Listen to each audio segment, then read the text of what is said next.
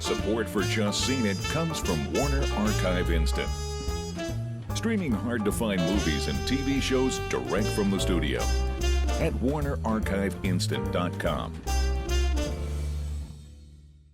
Support for Just Seen It comes from Weaver's Coffee and Tea, makers of hand-roasted artisan coffee and hand-blended tea.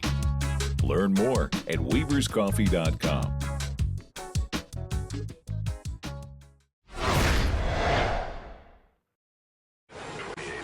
Five friends reunite after 20 years to take part in an epic pub crawl.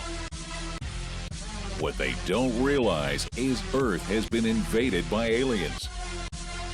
So they have to decide whether to finish the crawl or save the world in The World's End.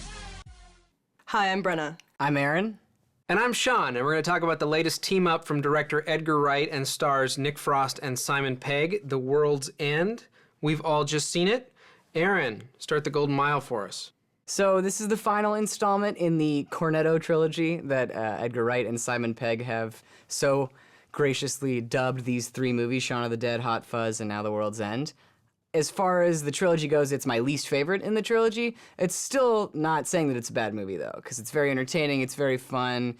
I mean, the characters are really fully formed, and we get to deal with real themes that you don't really deal with in a comedy, like the importance of nostalgia or whether or not we should be nostalgic about things. What has made all of these movies fun is even though we're kind of working in different genres, the British sensibility, just like Shaun of the Dead, where even though all these crazy things are happening, like we have a zombie invasion, or here, all they want to do is just go to the next pub and grab a pint. It's beer. We'll have 5 of those, please. No, sorry. Can we have 4 of those and a tap water, please? What?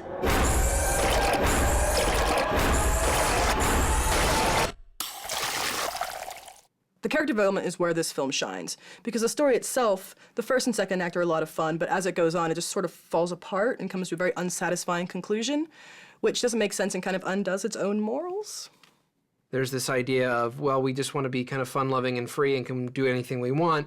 And then I felt like the ending, not only does it feel strange and disconnected, it also seems to kind of throw away that theme a little bit. Well, and even at the very, very end, when they're sort of in their final confrontation, the theme comes back up again. And then after it's resolved in a way that we can't explain, it's like, oh, I guess we're forgetting about it now. The ending isn't wrapped up properly, and I feel that Gary's character isn't wrapped up properly. Simon Pegg and Nick Frost are back again doing what they do best. Simon is the one out of the group of friends who never let go of the past and still clings to the glory days when he was in high school, and I think he does a great job. He's very funny.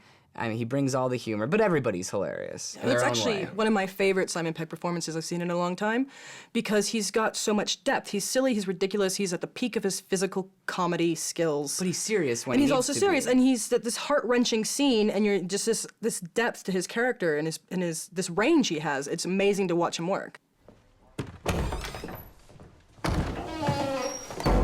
What are you doing? What are you doing? I'm going to the toilet. Well, then so am I. Gary, you are out of your mind. What are you talking about? You gave me the sign. What sign? You went to the toilet. Another thing that separates this film from the rest of the Cornetto trilogy is that Nick Frost is playing a different character. He's not the hanger-on. yeah. He's actually kind of the straight guy this time. For a little while. For a little while, yeah. But he's not, the bumbling idiot who's following Simon Pegg. It's actually kind of the opposite here. And it's great to see his range as well and see how he's matured as well.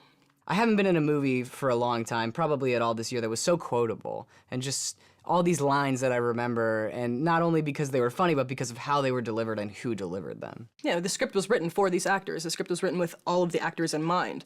And not necessarily actors known for being in comedies. Yeah. You've got Patty Considine, who was in America. You've got Rosamund Pike, probably best known for Die Another Day, the James Bond flick. So, I mean, they're not necessarily comedic actors, but they show up in a comedy.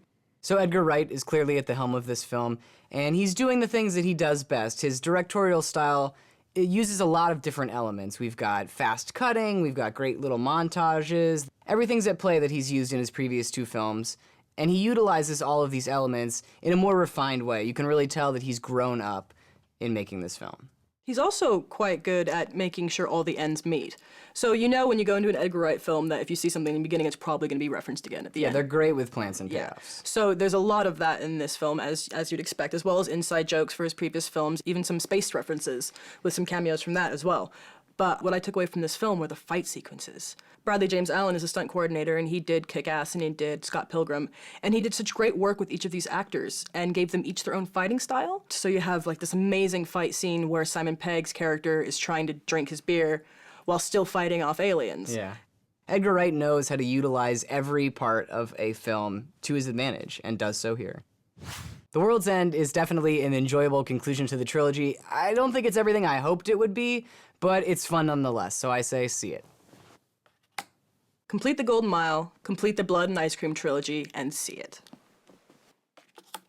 The World's End may not be as earth-shattering as its title suggests, but it's a satisfying conclusion to the Wright, Pegg, Frost team-up. See it. Cheers! To the bitter end! To the lager end. So they go on the Golden Mile here, but in England, don't they use the metric system? They use miles. Son of a...